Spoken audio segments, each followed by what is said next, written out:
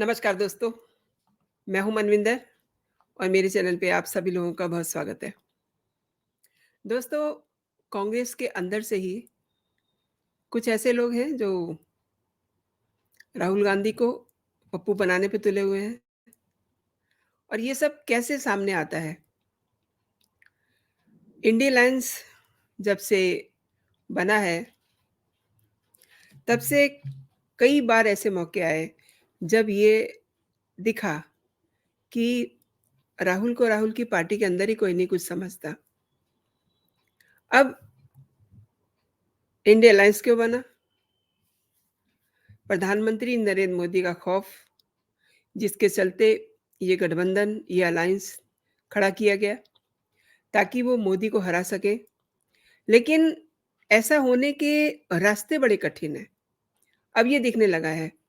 और जो हाल अखिलेश का हुआ है ना, उसके बाद लोकसभा चुनाव के दौरान क्या-क्या होगा, ये भी अब दिखने लगा है।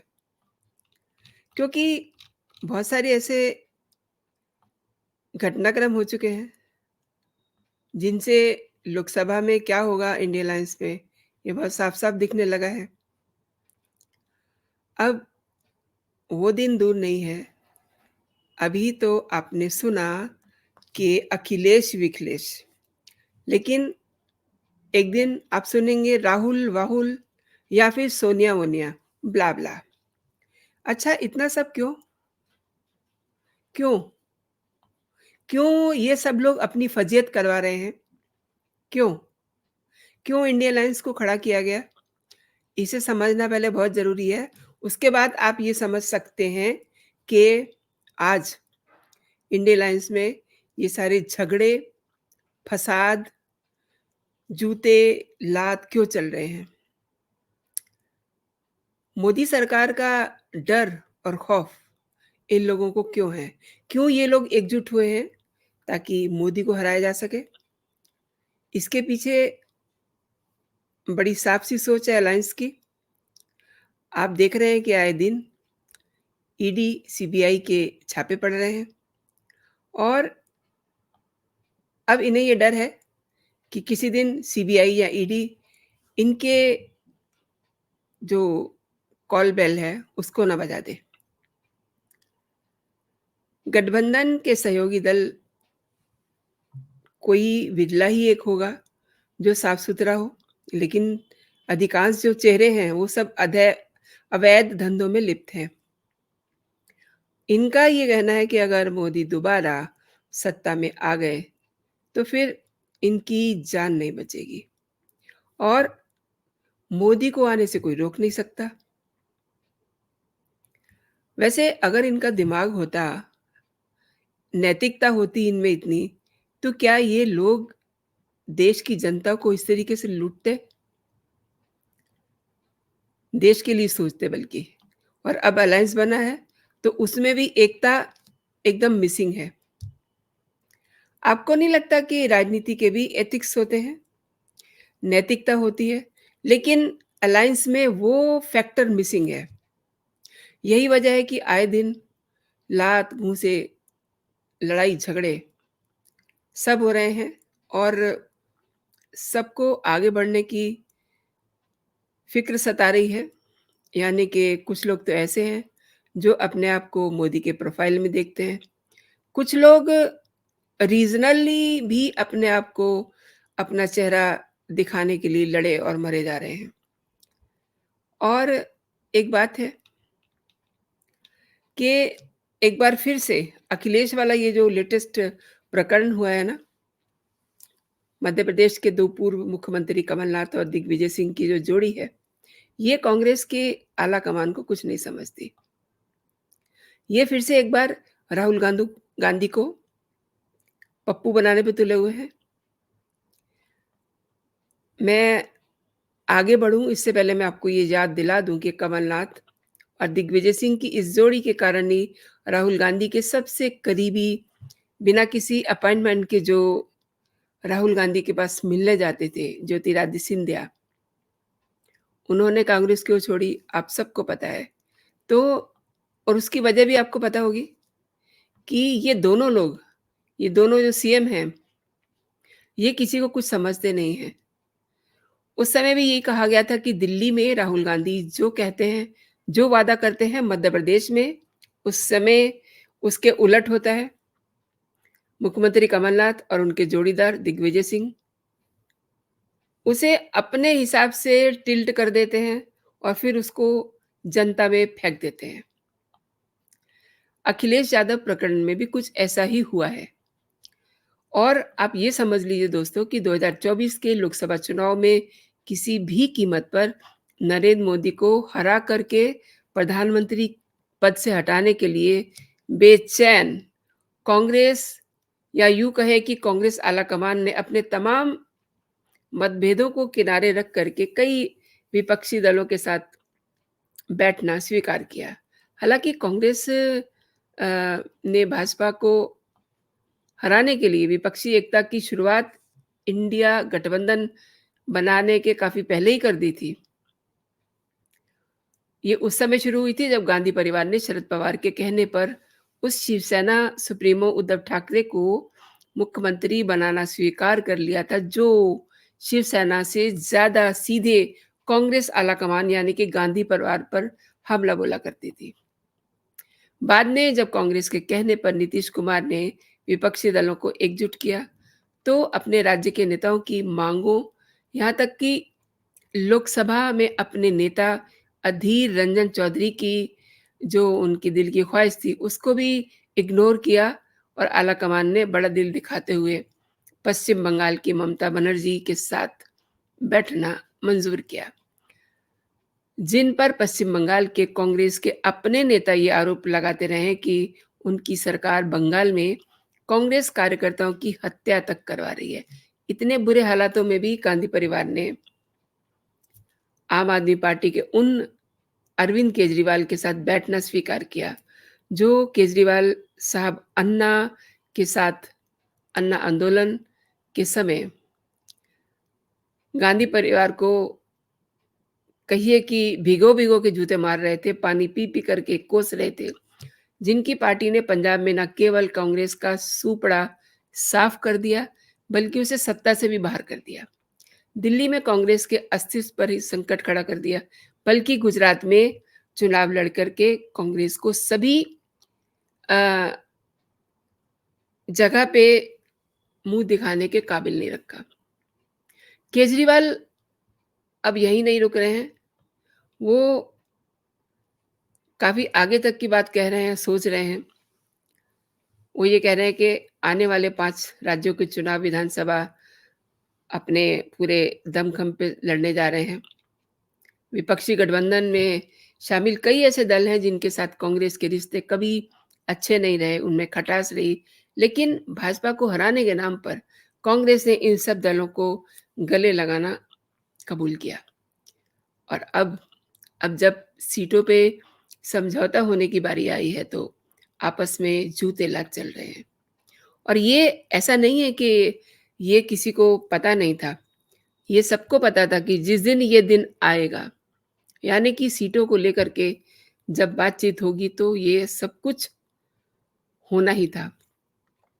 लेकिन कांग्रेस के 2 पूर्व मुख्यमंत्रियों की जोड़ी ने समाजवादी पार्टी के अखिलेश यादव को नाराज कर विपक्षी गठबंधन के भविष्य पे एक बड़ा सारा प्रश्न चिन्ह खड़ा कर दिया है। अब अखिलेश यादव तैश में हैं, गुस्से में हैं और मध्य प्रदेश विधानसभा चुनाव में कांग्रेस ने सपा को 6 सीटें देने का वादा किया था, लेकिन अब वो मुकर गई है। इसके बारे में जब कमलनाथ से सवाल पूछा गया, तो उन्होंने बड़े हल्के से उनको लिया कि अरे भाई छोड़ो अखिलेश वखिलेश। यहाँ मैं आपको रोक कर के ये बताने वाली हूँ कि ये वो लोग हैं जो लोकसभा चुनाव में कह सकते हैं राहुल-वाहुल, सोनिया-वोनिया। अब आप खुद ही सोचिए, एक ऐसी पार्टी के राष्ट्रीय अध्यक्ष जो जिनकी पार्टी सबसे ज़्यादा ताकतवर उत्तर प्रदेश में है, जहाँ से लोकसभा में 80 सांसद चुन करके आते हैं, जिनके साथ कांग्रेस एक बार गठबंधन करके चुनाव लड़ चुकी है, उस पार्टी के राष्ट्रीय अध्यक्ष के बारे में इस तरीके की भाषा का इस्तेमाल करना, इसका क्या मतलब होता है? इसका सीधा-सा मतलब यही है कि आप अपने ही पार्टी के राष्ट्रीय आला-कमान की मेहनत पर पानी फेर रहे हैं। क्योंकि यहाँ पर इस बात को भी देखना बहुत ज़रूरी है कि शुरुआत में अखिलेश यादव इस गठबंधन में, इस अलायंस में शामिल होना नहीं चाहते थे, लेकिन कांग्रेस के कहने पर नीतीश कुमार ने बार-बार जब अखिलेश यादव से कॉन्टैक्ट किया, संबंध उनसे स्थापित किया, संपर्क किया, तो बामुश्किल अखिलेश इसके लिए तैयार हुए थे। आखिर एक बार मुख्यमंत्री रह चुके हैं वो और उनके पिता भी मुख्यमंत्री रह चुके हैं, तो ऐसे में उनका थोड़ा भाव दिखाना तो बनता है ना। अब ऐसे में मध्य प्रदेश में 6 हो सकता है कि 3 या 4 सीट पर सपा को मना लिया जाए, लेकिन ऐसा भी नहीं हुआ। और जिस तरीके का उनके साथ बिहेवियर हुआ है ना, जो अ, उनको जिस तरीके से बोला गया है अखिलेश-विखिलेश, ये जो टिप्पणी है, दोनों दलों के बीच में एक कहिए कि अच्छी-भली खीर बन रही थी, उसमें नींबू निचोड़ दिया गया। 22 विधानसभा सीटों पर अपने उम्मीदवार खड़े करके अपना तेवर उन्होंने दिखा दिया है इसके बाद। और अब इसके साथ ही अखिलेश यादव ने एक और अल्टीमेटम दे दिया है कि कांग्रेस जिस तरह का बिहेवियर कर रही है, व्यवहार कर रही है, सपा के साथ मध्य प्रदेश में जो कुछ हो रहा है, उसी तरह का व्यवहार सपा उत्तर प्रदेश में कांग्रेस के साथ करेगी। और आपको पता है कि लोकसभा में ज़्यादा वक़्त तो अभी रह नहीं गया है, और जब लोकसभा चुनाव के समय उत्तर प्रदेश में सीटों के बँटवारे पे बात होगी, तो उस समय समाजवादी पार्टी सोचेगी कि उसे क्या करना है। यानी कि ये सीधे-सीधे अखिलेश यादव की धमकी है। तब तब उस समय मेबी अखिलेश भी कहें, राहुल-वाहुल और सोनिया-वोनिया, इनके अपने लोग जो कांग्रेस के हैं, वो तो कह ही सकते हैं, क्योंकि उनको कोई फ़र्क नहीं पड़ता। वो तो पूरी तरह से राहुल गांधी को पप्पू बनाने पे तुले हुए हैं।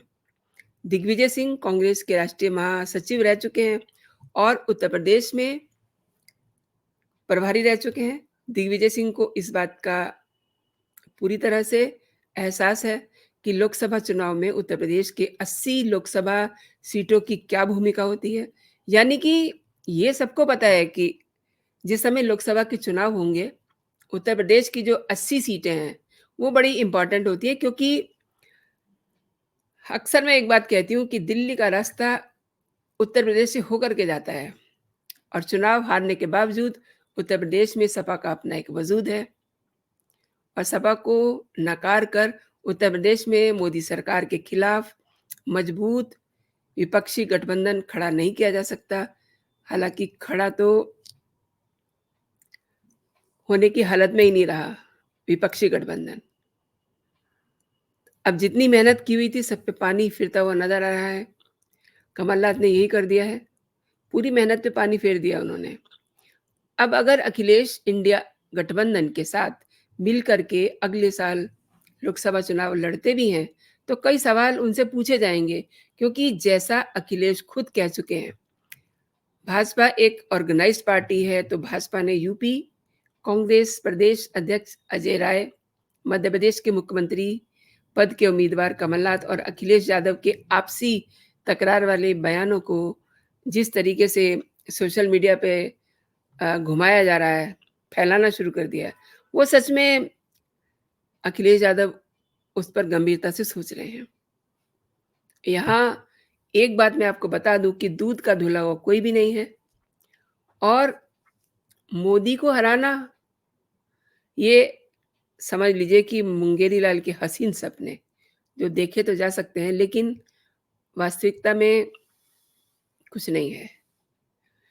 अब सपा प्रमुख अखिलेश यादव के बयान पर केंद्रीय मंत्री ज्योतिरादित्य सिंधिया ने भी ये कहा है कि जिस कांग्रेस पार्टी ने सदैव जातिगत जनगणना का विरोध किया, मध्य प्रदेश में कभी भी पिछड़े वर्ग का मुख्यमंत्री नहीं होने दिया।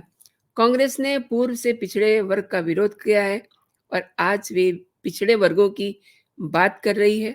दूसरों पर टिप्पणी करने से पहले वो अपने गिरेबान में झाँके।